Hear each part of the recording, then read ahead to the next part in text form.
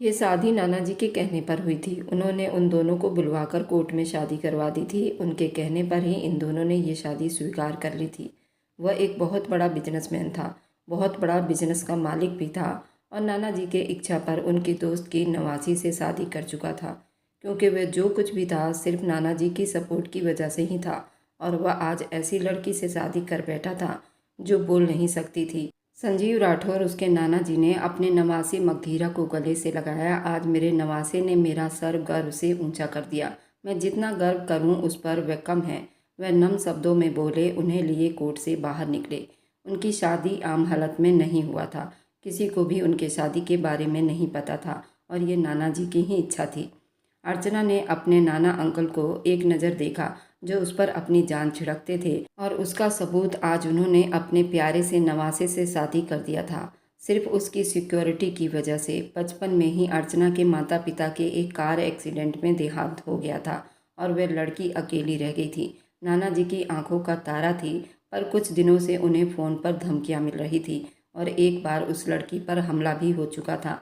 अर्चना की सिक्योरिटी को लेकर वे काफ़ी अपसेट थे। किस तरह 24 घंटे उस पर ड्यूटी देते। बहुत सोचने के बाद उन्होंने जल्दीबाजी में अपने बड़ी बेटी के बेटे मगधीरा से बात की, जो लंदन में बहुत बड़ा बिजनेसमैन था और कई फैक्ट्रियों का अकेला मालिक था। सारी सिचुएशन उसे बताई और उसे अर्चना से शादी के लिए राजी कर लिया। वह हिंदुस्तान आकर अब शादी भी कर चुका था और ये बात अभी तक उसके घर वालों को मालूम नहीं थी और ऐसा उसके नाना जी का ही कहना था कि फिलहाल किसी को भी इस बारे में बताया ना जाए। शादी होते ही अर्चना को मगधीरा के साथ विदाई कर दी थी। अर्चना उसकी बड़ी सी सफ़ेद रंग की गाड़ी में बैठी थी। उसका चेहरा हर एहसास से डरा हुआ था। नाना जी ने उसे बहुत समझा रखा था। इस शादी के बाद उसे हवेली के सब लोगों की बातों का सामना करना पड़ता। अब इस समस्याओं ने एक गंभीर मोड़ ले लिया था। बस एक मगधीरा ही सहारा था जो उसका साथ देता। नाना जी, आप बेफिक्र रहो, मैं आपके इस फैसले की लाज रख लूँगा। मगधीरा ने उन्हें भरोसे की डोर थमाई थी तो राठौर के चेहरे पर एक सुकून की लहर दौड़ गई। ठीक है अर्चना, बच्चे और बेटा मगधीरा, आप अर्चना को लेकर घर पहुँचो, मैं भी आ रहा हूँ। वह उसे समझाते हुए अपनी गाड़ी की तरफ बढ़ गए। जबकि मगधीरा अर्चना के साथ गाड़ी में बैठा तो ड्राइवर ने गाड़ी स्टार्ट कर दी। मगधीरा ने अपने साथ बैठी 18 साल की लड़की, जो अब उसकी धर्मपत्नी बन चुकी थी, आज अपने होश हवास में पहली बार देख रहा था। वह कई सालों से विदेश में था और अपने दोस्त हनी के साथ बिजनेस करता था। उसी की बहन अंजलि से उसकी मंगनी हो गई थी, जो कि इन दोनों की पसंद बहुत मैच करती थी। लेकिन अचानक नाना जी के फ़ोन ने उसे वापस आने पर मजबूर कर दिया और फिर अर्चना से उसकी शादी भी उनके इच्छा के हिसाब से कर दी गई और अब उसको ये सब खुद ही हैंडल करना था और ये सब सोचकर काफ़ी परेशान था, गंभीर भी था। एक गहरी सांस भरते सीट के साथ टेक लगाकर बैठ गया। अपने साथ बैठी अर्चना को देखा, जो उससे कम से कम 8-9 साल छोटी थी। चेहरे पर बहुत मासूमियत थी। उसे देखते मगधीरा को एकदम अपनी मंगेतर अंजलि की मंगनी वाले दिन की याद आई थी। पर अब सब कुछ खत्म हो गया था। हाँ, वह अब ये मंगनी खत्म करने वाला था, क्योंकि वह अपने नाना जी को किसी हाल तकलीफ में नहीं देख सकता था। उन्हीं के लिए उसने अर्चना से शादी की थी, अब आखिरी सांस तक निभाने वाला था। उसके लिए चाहे उसे कोई भी रिश्ता त्यागना पड़ जाता तो वो पीछे हटने वाला नहीं था। जबकि साथ बैठी अर्चना का दिमाग कहीं और ही लटका हुआ था। वह जानती थी कि मगधीरा उससे बहुत जल्द छुटकारा पालेगा। उस जैसी गूंगी लड़की से वह कितना साल निभा सकता था, जबकि उसे एक से एक खूबसूरत लड़की मिल सकती थी। ये सब सोचते ही उसके दिमाग की नसें हिली थी। वह फिलहाल मासूम नज़र आ रही थी, लेकिन अंदर से क्या थी कोई नहीं जानता था। गाड़ी उस हवेली में दाखिल हुई। सफ़ेद गाड़ी को देखते दूर से हवेली के मेंबर ने शोर मचाना शुरू कर दिया था। मगधीरा आ गया, मेरा बेटा मगधीरा आ गया। सभी खुशी से झूम रहे थे। सब हवेली वालों को इकट्ठा कर लिया था। मगधीरा के घर पर जॉइंट फैमिली सारे साथ रहते थे। उसके चाचा चाची, ये हवेली भी उसके नाना का ही था। सभी मगधीरा के अचानक आने का सुनकर हैरानी में पड़े हुए थे। बाहर निकले एक अनजानी खुशी थी जिसे शब्दों में पिरोना बहुत ही मुश्किल लग रहा था। सरस्वती माँ बेकाबू होती आगे बढ़ती मगधीरा को गले लगाने लगी कि उसके साथ खड़ी अर्चना को देखा वहीं ठिठक कर रह गई। बल्कि अर्चना को देखकर वहां मौजूद सभी लोग बिल्कुल सांप सूंघ गया था। मगधीरा, ये अर्चना तुम्हारे साथ क्या कर रही है? सरस्वती हैरान होकर पूछती हुए आगे बढ़कर उनको गले से लगाना चाहा तो उन्होंने उसके लिए अपनी बाहें फैला दी। कैसी हो मेरी मम्मी? वह उनसे मिलता अब अपनी बहन सरिता के गले लगा। वह भी अपने भाई से प्यार लेती मुस्कुराई। जबकि सवालिया नज़रें अभी भी मगधीरा पर अटकी हुई थी। अचानक ही आ गए, बताया भी नहीं। बताते तो अच्छी खासी तुम्हारी परीक्षा ले लेती। जहाँ सरिता ने उसके चेहरे पर प्यार करते पूछा तो पीछे से एक भारी आवाज़ सुनाई दी, मगधीरा को मैंने हिंदुस्तान बुलाया है। अचानक संजीव राठौर के आने पर सभी लोग चौंक गए, उनसे बड़ी सम्मान से मिले, जबकि दूर खड़ी अर्चना की नज़रें अपने नाना अंकल पर जा ठहरी, जो उसके पास आते आते उसे अपने साथ में लेते एक बड़े सोफे पर विराजमान हुए थे। आज हमने अपने नवासे मगधीरा की शादी अपने दोस्त की नवासी अर्चना से करवा दी है। ये खबर थी जैसे सभी घर वालों पर एक बम की तरह फूटी थी। सभी बुरी तरह से चौंक गए थे। ये कैसे मुमकिन है? मगधीरा की शादी अर्चना से कैसे हो सकती है? सरस्वती के माथे पर अनगिनत बल पड़े थे। क्यों नहीं हो सकता? क्या बुराई है उसमें? एक लड़का और एक लड़की एक अच्छे पवित्र बंधन में बंध गए हैं। इससे ज़्यादा और क्या चाहिए? वहीं पर जगदीश, वे अपनी पत्नी की तरफ देखते एक एक शब्द पर जोर देते बोले, दोनों का कोई जोड़ नहीं राठौर साहब। वह थोड़ा गुस्से में हुए थे। उनकी बात पर अर्चना की आंखें भीगी थी। जोड़ तो था, तभी भगवान ने इन दोनों को इन संबंध में बांध दिया, वरना ये कभी नहीं हो पाता। वह थोड़ा आगे बढ़ते हुए गंभीरता से बोले, आप भले ही करवा ले ये शादी, लेकिन याद रखना पिताजी, मैं इसे अपनी बहू स्वीकार नहीं करूंगी। सरस्वती गुस्से से उठकर खड़ी हुई। उसी समय उनके छोटे बेटे गोपाल और उनकी पत्नी गीता भी वहां आ पहुंची और इस समस्याओं को थोड़ा गंभीरता से समझाने बुझाने की कोशिश की। कोई समस्या नहीं मगधीरा बेटा, आप जल्दी अर्चना को अपने साथ लंदन ले जाने का इंतजाम करो। अर्चना आपके साथ रहेगी, मुझे ज़्यादा तसल्ली होगी। वह भी पल में फैसला कर गए थे। कैसी बातें कर रहे हैं? आज ही तो यह आया है और आप उसे वापस भेज रहे हैं? सरस्वती ने गुस्सा दिखाया बेटे के साथ। बेटी, तुम्हें अब अर्चना बहू के रूप में स्वीकार करनी होगी, जो मेरे ख्याल में यहाँ मौजूद सभी को इस बात से तकलीफ हो रही है, और मैं अपने दोस्त की नवासी के साथ ऐसा कुछ भी गलत नहीं होने दूंगा। वह अपनी जगह से उठकर खड़े हुए तो मगधीरा भी उठकर खड़ा हुआ। अर्चना, अब से आप लोगों की जिम्मेदारी है और मैं उम्मीद कर सकता हूँ कि आप मुझे किसी शिकायत का मौका नहीं देंगे। राठौर की बात पर मगधीरा ने उन्हें तसल्ली देते हुए हाँ में सिर हिलाया, तो वो बड़ी तसल्ली में होते अपने कमरे की तरफ बढ़ गए। वे अभी 5 से 6 दिन यहीं रुकने वाले थे, जब तक मगधीरा और अर्चना लंदन नहीं चले जाते, जबकि वहाँ मौजूद सभी की निगाहें कभी अर्चना पर कभी मगधीरा पर जा अटकी थी। आप इस तरह क्यों गुस्से हो रही हो? क्यों ना करूं मैं गुस्सा?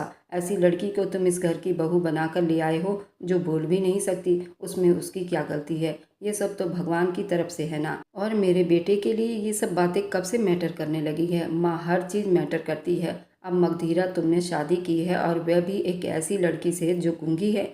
माँ, ऐसे मत कहो। वह परेशान हुआ। अभी तो तुम्हें मेरी बात बुरी लग रही है, कल जब सारी दुनिया बोलेगी तब क्या करोगे? ये कैसी शादी है मगधीरा, जिसमें ना तुम्हारी माँ शामिल है ना तुम्हारे पिता, और तुम अचानक शादी करके इसे घर भी ले आए हो, और अब तुम चाहते हो तुम बिना किसी को कुछ बोले इसे स्वीकार भी कर ले? तो ये हमारे बस की बात नहीं है। उसके पास से उठती दूर जाकर बैठ गई। मम्मी, आप जानती है मेरे लिए नाना जी का हर हुक्म सर आंखों पर है, और मैं उनके साथ धोखेबाजी नहीं कर सकता था। वह भी सरिता के पास जाते हुए उनका मुंह अपनी तरफ कर गया। तो ठीक है, जैसे तुम्हारे नाना कहते हैं तुम ऐसा ही करो, हमें हमारे हाल पर छोड़ दो मगधीरा, क्योंकि तुम्हें हमारी बात ही नहीं माननी। वह बहुत गुस्सा कर रही थी। उन्हें गुस्से में देखता मगधीरा उन्हें फिलहाल मनाने का इरादा छोड़ चुका था और बाहर निकल गया। उन दिनों उसके पापा यहाँ नहीं थे, वरना इस वक्त उन्होंने भी एक अलग से अदालत लगाई होती। मगधीरा के ऐसे चुप से बाहर निकल जाने तक वहाँ सरस्वती बहुत दुखी हुई थी। मगधीरा माँ के कमरे से निकलता अपने कमरे की तरफ बढ़ने लगा, तभी कॉरिडोर से जाती अपनी बहन चाचा की लड़की को आवाज़ दे गया था। नीला ने पलटकर मगधीरा के तरफ देखा और उसके तरफ बढ़ी। जी भाई। वह वापस आकर सर झुका गई। क्या इस बार ये भाई तुम्हें नज़र नहीं आया जो मेरे पास नहीं आ रही हो? वरना तो मेरा दिमाग खा जाती थी। नहीं, ऐसी बात तो नहीं। वो घबराए हुए अपनी नज़रें उठाती फिर झुका गई। यहाँ आओ, अपने भाई के पास बदला नहीं है तुम्हारा भाई। वह उसे अपने सीने से लगा लिया, लेकिन वह अपने भाई को क्या बताती कि उसके अर्चना से शादी करने पर उसकी और सरिता के ज़िंदगी पर कितना बुरा असर पड़ने वाला था, क्योंकि यहाँ पर जो बातें तय हुई थी अभी मगधीरा को बताया नहीं गया था। नीला और सरिता की शादी जिन 2 लड़कों से तय हुई थी, उसकी इकलौती बहन सविता से मगधीरा की शादी की बात चल रही थी, और ये बात अभी मगधीरा को नहीं बताया गया था। लेकिन लड़के वालों ने ये बात स्वीकार कर ली थी और मगधीरा के लंदन वापस आने का इंतज़ार हो रहा था। अब यहाँ आकर ये सब हो गया था, और नीला को वह लड़का बहुत पसंद था। सरिता अपने माँ बाप के कहने पर यह शादी कर रही थी। अब नीला को ये डर था कहीं वे दोनों भाई ये रिश्ता ना तोड़ दें। फिलहाल उन दोनों के रिश्ते पर क्या असर पड़ने वाला था ये तो आने वाला वक्त ही बताता। अब तो सब कुछ बिगड़ जाना था। परेशान मत हो, ऐसा कुछ नहीं होगा जैसा तुम सोच रही हो। अपने भाई पर भरोसा रखो। उसके दिमाग में चल रही सारी बात समझ गया था, क्योंकि उसके आते ही ये बात नाना जी ने उसके कान में डाल दी थी। अर्चना कहाँ है? उसे अचानक से अर्चना की याद आई। आपके रूम में कुछ खाने के लिए लाऊं? आपको भूख लगी होगी। उसे अपने भाई की फिक्र हुई थी। नहीं गुड़िया, अभी कुछ खाने का मन नहीं, अभी सिर्फ आराम करना चाहता हूँ। वह उसके माथे पर किस करते अपने कमरे की तरफ बढ़ गया। भगवान करे सब ठीक हो जाए, वह दिल से कहती वापस पलटी थी। मगधीरा जैसे ही कमरे में दाखिल हुआ, अर्चना उसे कहीं दिखाई नहीं दी। वह चुप से बिस्तर पर जा बैठा तो उसी पल उसके मोबाइल पर अंजलि की कॉल आने लगी। वह वीडियो कॉल कर रही थी, जिसे रिसीव करने का मगधीरा का बिल्कुल कोई इरादा नहीं था। वह अब खुद को अंजलि के लिए अनजान होने को सोच रहा था। वह अब उससे कोई संबंध नहीं रखना चाहता था। मंगनी की कोई वैल्यू नहीं होती, लेकिन शादी की वैल्यू बहुत होती है। वह समझता, मोबाइल को एक तरफ रखता बिस्तर पर अपनी बाहें फैलाकर लेट गया। कमरे के छत को घूरते सोच में डूबा हुआ था। काफ़ी वक्त बीत गया था, लेकिन अर्चना उसे कहीं दिखाई नहीं दे रही थी। अचानक से उसे बाथरूम से कुछ गिरने की आवाज़ आई, तो वह जल्दी हड़बड़ाता हुआ उठ बैठा और तेज़ी से बाथरूम की तरफ लपका था, तो बाथरूम का दरवाज़ा बंद नहीं था। वह भी बिना सोचे समझे अंदर घुस गया था। अर्चना बाथ टब में गिर गई थी। उसके माथे से खून बह रहा था। उसे चोट लग गई थी। वह पूरी भीगी हुई थी। जल्दी उसके तरफ लपका, अर्चना को गोद में उठाता बाहर लाया। उसके जिस्म को गीले कपड़ों में देखा। अपने होश हवास खो बैठा था। वह तो भगवान की कृपा कर रहा था कि वह कुछ हद तक होश में थी। तुम ठीक हो? वह उसका चेहरा अपने हाथों में लिए था। मैं कुछ पूछ रहा हूँ, उसके इतने करीब जाकर इतने प्यारे अंदाज में कहा तो अर्चना उसे देखती रह गई। अर्चना को चोट काफ़ी गहरा लग चुका था, इस वजह से उसे देखते देखते बेहोश हुई थी। मगधीरा बुरी तरह से घबराया था। वह तुरंत उसको अपने गोद में भरकर उसे अपने मुंह से ऑक्सीजन देने लगा और उसके कलेजे को मसलने लगा। तभी वह अचानक होश में आई थी। तब जाकर मगधीरा को राहत मिली थी। वह दवाइयों को डिब्बे से कुछ निकालता उसके माथे पर आए जख्म साफ करने लगा और बैंडेज लगाता उसे अलमारी से अपना ट्राउजर और टी शर्ट निकाल कर दिया। फिलहाल इसमें एडजस्ट कर लो, रात बहुत हो गई है, सुबह तुम्हारे लिए कुछ कपड़ों का इंतजाम करूँगा। वह बहुत नरमी से उससे बात कर रहा था। उसका ये अंदाज अर्चना के दिल में जगह बना रही थी।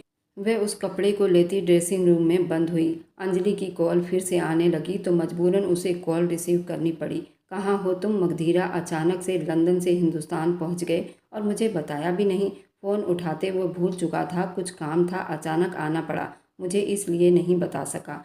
मगधीरा ने धीमे शब्दों में कहा। लेकिन भाई को तो बता देते। हिंदुस्तान पहुंचने के बाद तुमने भाई को बताया? सब ठीक है ना? अचानक इमरजेंसी में आना पड़ा था। हाँ सब ठीक है, मैं तुमसे बाद में बात करता हूँ। और अर्चना को ड्रेसिंग रूम से निकलते हुए देखा तो कॉल बंद करने लगा। लंदन में अर्चना से मंगनी के बारे में घर में किसी को मालूम नहीं था, ना ही नाना जी को। अंजलि ने फ़ोन के दूसरी तरफ से कहा, फ़ोन मत काटना, मुझे तुम्हें देखना है वीडियो कॉल पर। अंजलि ने ये बात कही तो मगधीरा सोच में पड़ गया। एक तरफ अंजलि थी तो दूसरी तरफ अर्चना। वह बीच में फंस गया था। मैं बाद में बात करता हूँ। वह बिना ज़्यादा बात किए कॉल को कट कर दिया था। अर्चना की तरफ ध्यान दिया।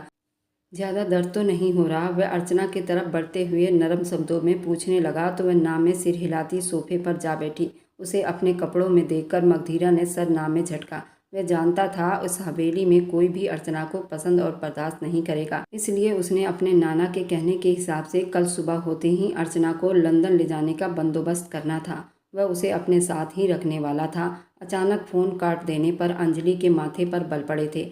ऐसा पहले कभी नहीं हुआ था। चाहे कुछ भी हो जाए, वह इस तरह से फ़ोन कॉल कभी नहीं काटता था और आज पहली बार अंजलि को उसकी ये आदत बहुत बुरी लगी थी। कुछ तो ऐसा था जिसका खटका अब अंजलि को लग गया था। उसकी छुट्टी और अचानक हिंदुस्तान जाना उसको बता रही थी जैसे कुछ गलत हुआ है। वह सोच में पड़ गई। सुबह नाश्ते के टेबल पर वे दोनों आ गए। कमरे से बाहर आए तो सबकी नज़र बेकाबू उन पर जा अटकी।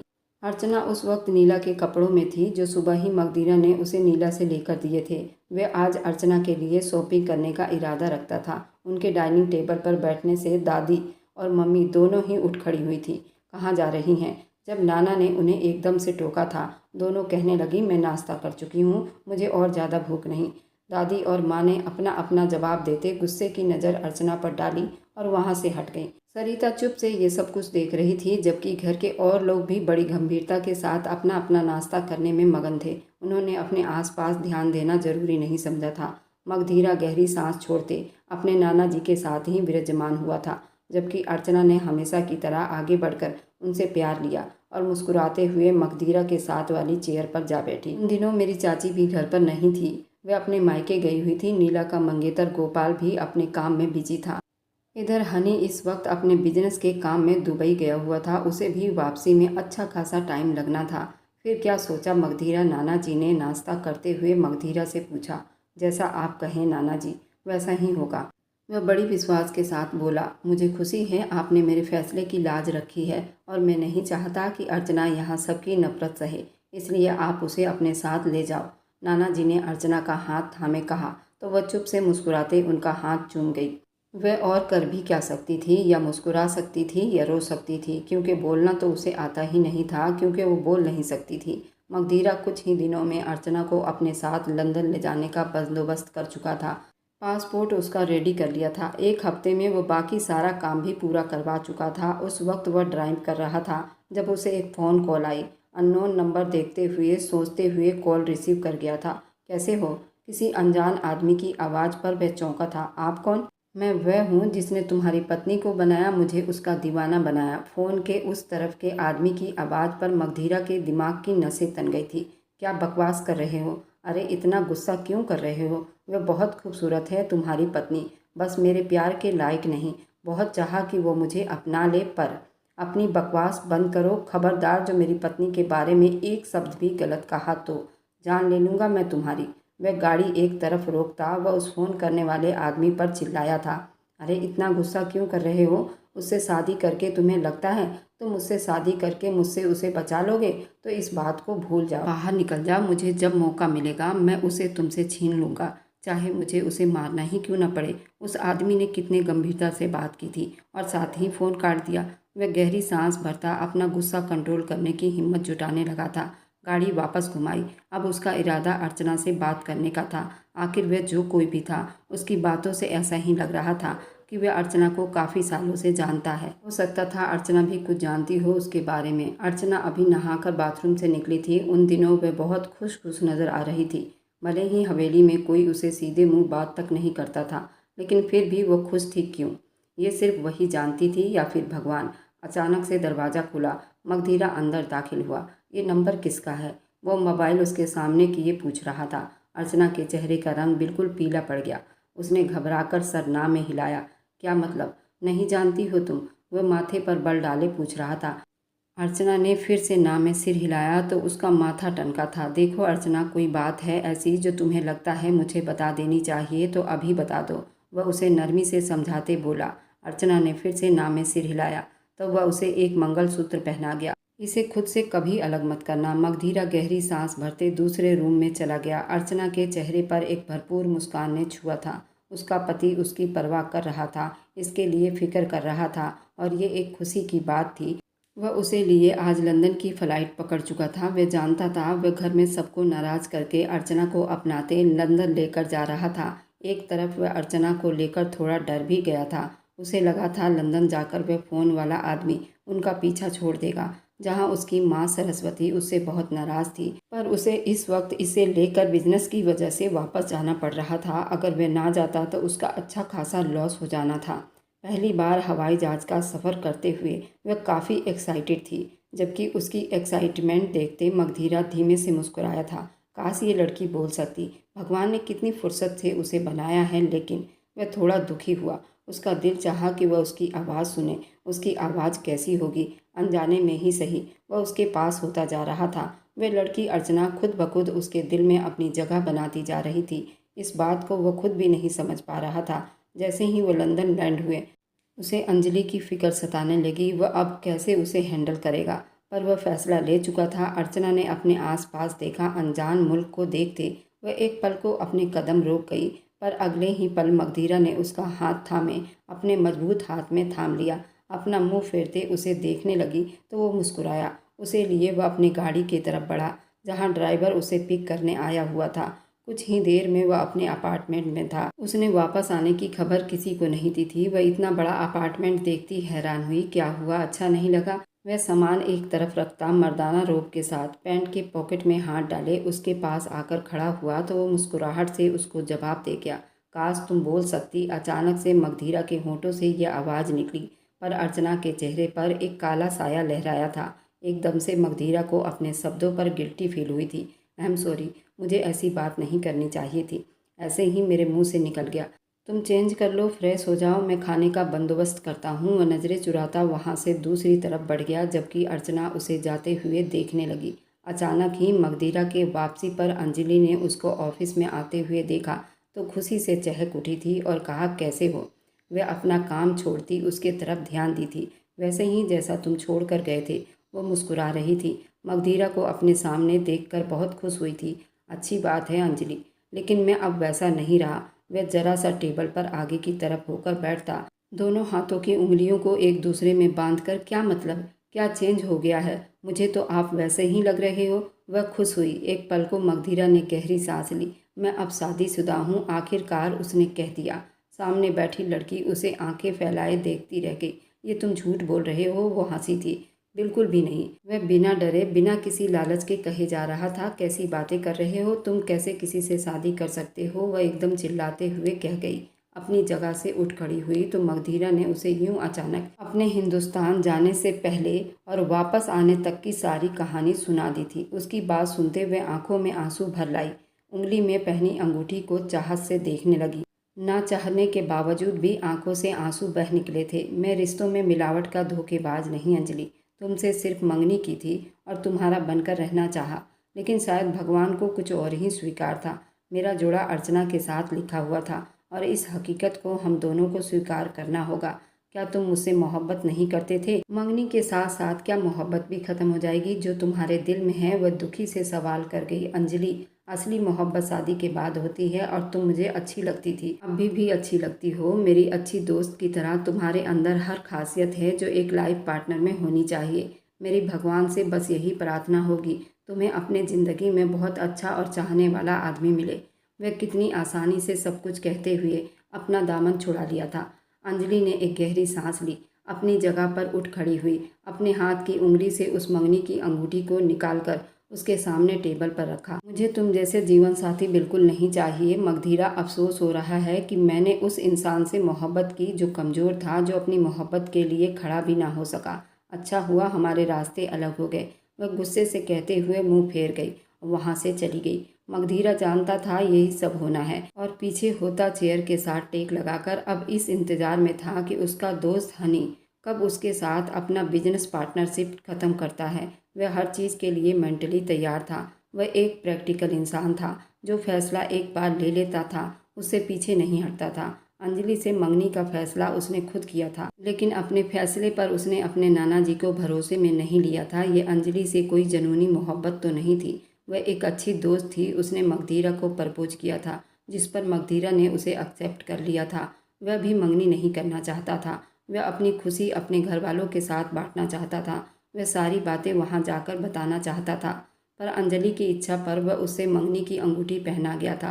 पर हिंदुस्तान में नाना जी के फैसले के आगे इस मंगनी को ज़्यादा अहमियत नहीं दी थी, क्योंकि उस पूरी दुनिया में सबसे ज़्यादा वह प्यार नाना जी से ही तो करता था। उनकी कही गई हर बात को पत्थर की लकीर समझता था। उसे नहीं मालूम था कि हिंदुस्तान जाने पर उसके साथ ये सब हो जाएगा, वरना वह अंजलि से कभी मंगनी नहीं करता। उसको यही लगा कि अंजलि से मंगनी करके वह नाना जी को बता देगा और उन्हें इस बात पर कोई ऐतराज़ भी नहीं होगी, लेकिन सब कुछ उल्टा हो गया था।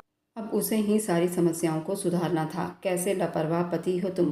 पत्नी को हिंदुस्तान से लंदन में लाकर अकेला अपार्टमेंट में छोड़ दिया। ये भी ना सोचा कि उसका आशिक पीछा करते हुए यहाँ भी पहुँच जाएगा। जिस नंबर से मैसेज रिसीव हुआ, मगधीरा के तो होश एकदम ठिकाने लगे थे। उस वक्त वह एक मीटिंग में था। मैसेज पढ़ते ही वो मीटिंग कैंसिल करता, अपना कोट और घड़ी पहनता बाहर की तरफ भागा था। गाड़ी में बैठता हुआ तेजी से गाड़ी भगाते उस वक्त सिर्फ अर्चना के बारे में सोच रहा था। वह उस अपार्टमेंट में अकेला ही छोड़ाया था, कोई सिक्योरिटी नहीं थी।